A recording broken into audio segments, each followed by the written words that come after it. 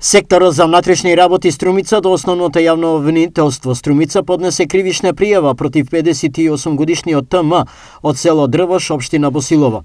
Во атарот на селото Колешино, Струмичко, полициски службеници од секторот за внатрешни работи Струмица затекнале 2 товарни возила застава со струмички регистарски ознаки, во кои биле превезувани огревни дрва. Извршен бил увид и во координација со шумската полиција Струмица било утврдено дека дрвата се нежигосени и без соодветна документација, пошто со возилата биле одземени.